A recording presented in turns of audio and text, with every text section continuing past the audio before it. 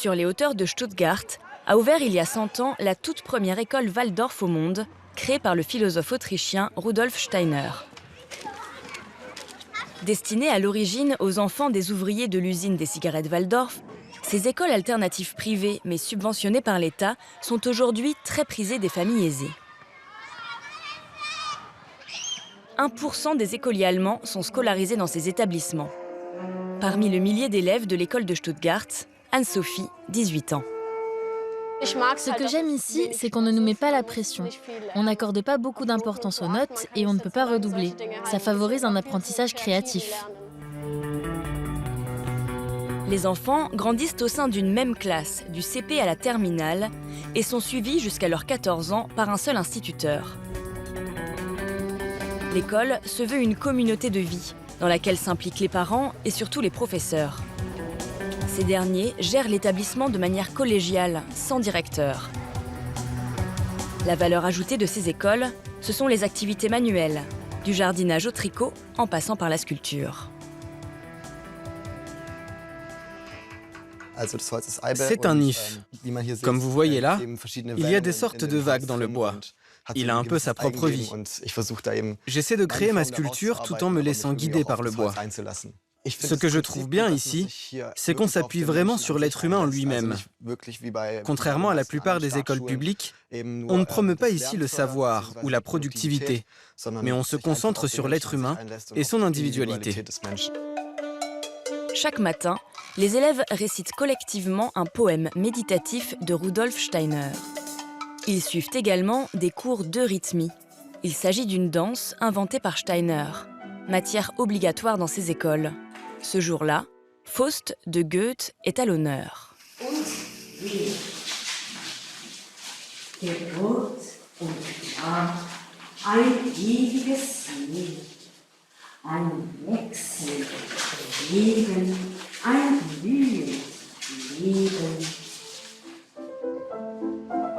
Ces écoles s'inscrivent dans la vision du monde très particulière de Rudolf Steiner. L'anthroposophie, une science occulte sur laquelle il base ses principes pédagogiques. Ce modèle a essaimé partout dans le monde et instruit aujourd'hui 200 000 écoliers européens. Mais il est de plus en plus controversé. C'est le cas notamment en Angleterre, où les écoles Steiner sont sur la sellette. Tout a commencé en 2017, avec une série de dysfonctionnements dans la plus ancienne des 26 écoles du pays. Cette journaliste spécialisée dans les questions d'éducation a recueilli les témoignages de parents qui dénonçaient le comportement déviant d'un professeur trop proche de ses élèves. Ce qui les a vraiment choqués, c'est que quand ils se sont plaints à l'école à ce sujet, au lieu d'écouter leurs inquiétudes et de les prendre au sérieux, ils ont eu l'impression que l'école essayait de couvrir et de protéger le professeur, allant jusqu'à envoyer aux parents des lettres d'avocats menaçantes. Finalement, et c'est extrêmement rare, le gouvernement a ordonné à cette école de fermer tant les problèmes étaient graves. Suite à cette affaire, la totalité des écoles Steiner anglaises ont été inspectées l'an dernier. Le résultat est sans appel. Les 3/4 d'entre elles ont été jugées insuffisantes, voire inadaptées, en ce qui concerne la qualité de l'éducation, l'accueil des enfants handicapés ou la sécurité des écoliers. L'esprit des écoles Steiner, c'est d'être assez libéral. Elles ne sont peut-être pas aussi strictes que d'autres écoles en ce qui concerne le règlement ou la discipline. C'est en partie ce que les parents apprécient. Mais il y a eu des cas où des enfants ont été mis en danger. Ils se sont enfuis et se sont retrouvés dans la ville. Et c'est ce genre de choses qui a inquiété les inspecteurs. Il y avait aussi une école où les inspecteurs ont constaté des comportements sexuels entre les enfants que les adultes ne remettaient pas en cause. Une autre où des enfants étaient malmenés physiquement par les professeurs. Y aurait-il un problème structurel dans le système Steiner ? En France aussi, l'une de ces écoles a été le théâtre d'une série d'agressions sexuelles entre jeunes enfants. Leurs parents nous ont confié cette lettre destinée au procureur de la République, dans laquelle ils accusent l'équipe enseignante.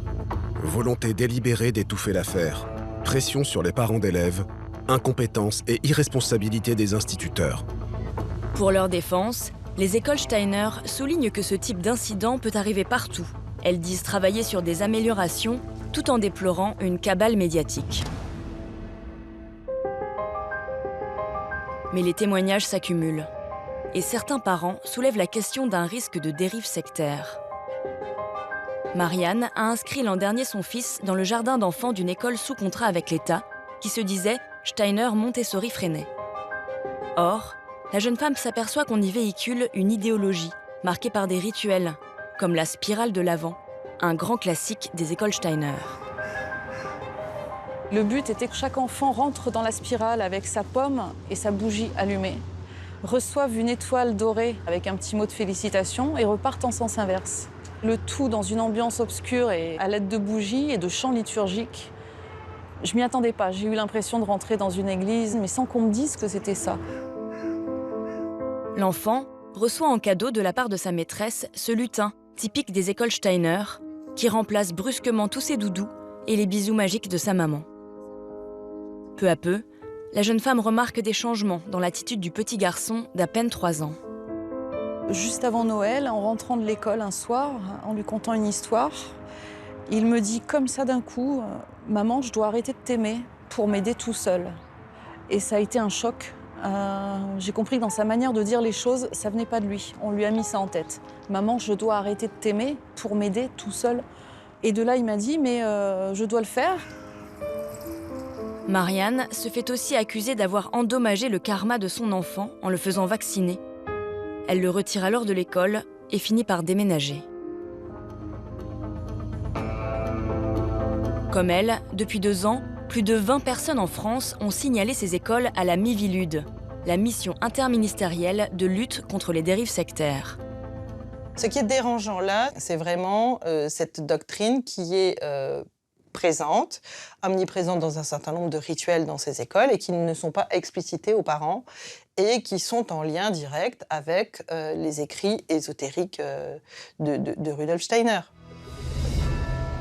Pour comprendre ces liens, il faut se rendre en Suisse, au Goetheanum, le cœur de la mouvance anthroposophique. Ce bâtiment a été dessiné par Rudolf Steiner lui-même, fervent admirateur du poète Goethe. La grande salle accueille des conférences et des spectacles qui font vivre ce courant de pensée aux accents ésotériques.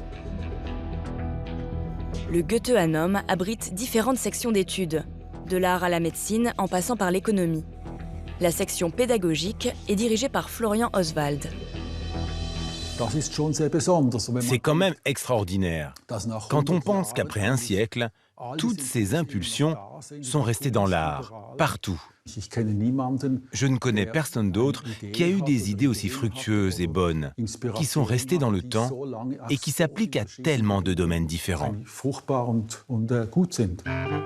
Ouvert au public, le Goetheanum dispose d'une librairie polyglotte et pluridisciplinaire, ainsi que d'une ferme biodynamique.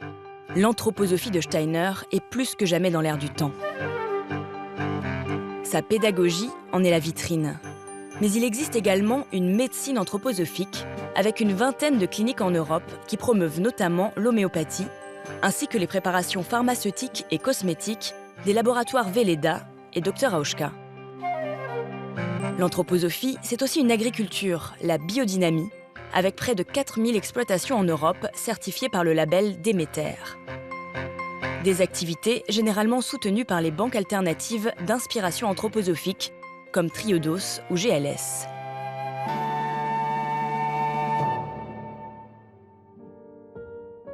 Au Goetheanum, centre névralgique de cette nébuleuse, Rudolf Steiner fait l'objet d'un culte. Sa chambre mortuaire est devenue un lieu de recueillement pour les anthroposophes. Avant sa mort en 1925, Rudolf Steiner a réalisé son chef-d'œuvre, le représentant de l'humanité, une sculpture de 9 mètres de haut qui figure le Christ recherchant l'équilibre entre les forces maléfiques de Lucifer et Ahriman. Certains critiquent que les liens entre les écoles Waldorf et l'anthroposophie ne sont pas vraiment expliqués aux parents. Oui, c'est possible. La critique est peut-être parfois justifiée. Je pense que les parents doivent se renseigner. Mais il ne s'agit pas d'enseigner l'anthroposophie dans les écoles. Ce n'est pas ce qu'on fait. De l'anthroposophie, on tire des méthodes avec lesquelles on travaille. En ce sens, l'anthroposophie n'est pas vraiment dans les écoles. Pourtant, les professeurs des écoles Waldorf suivent des formations au contenu explicitement anthroposophique, avec des cours sur les anges, les démons, le Christ et le mal, ou encore sur la réincarnation et le karma. Or, les écoles Steiner sont enregistrées en tant qu'écoles alternatives, mais pas confessionnelles. Nous interrogeons ce professeur de Stuttgart. Je dirais que l'anthroposophie n'est pas une religion, mais s'il fallait la catégoriser, alors c'est une science de l'esprit.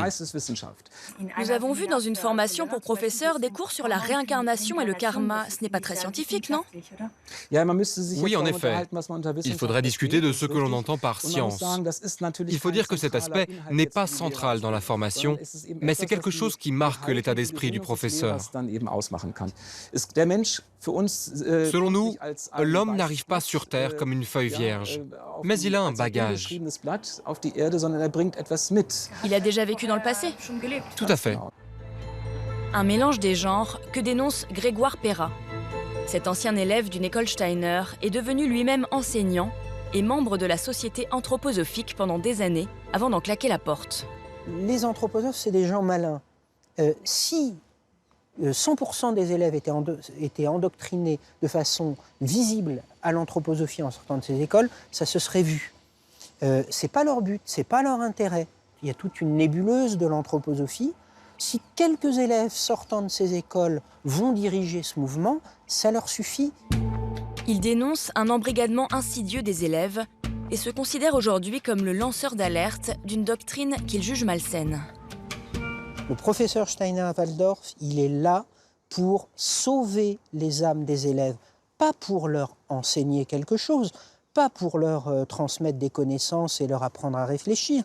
Il est là pour sauver leurs âmes. Parce que si l'anthroposophie n'est pas apportée sous forme de prémisse aux élèves, eh bien, ceux-ci vont peu à peu dégénérer et ne pas rencontrer le Christ cosmique et se retrouver, lorsqu'ils se réincarneront plus tard, dans la race des méchants. Parce que dans quelques millénaires, il va y avoir deux races humaines pour l'anthroposophie. Il va y avoir la race des bons et la race des méchants. Attaqué en diffamation, Grégoire Perra a été relaxé en octobre dernier. Mais la Fédération des écoles Steiner-Waldorf en France a fait appel. Malgré ces critiques, les écoles Steiner continuent leur développement. On compte actuellement près de 1200 établissements scolaires et 2000 jardins d'enfants répartis dans 65 pays. À Bruxelles, le mouvement dispose même d'un lobby fondé en 2008 et qui vise à promouvoir les initiatives anthroposophiques.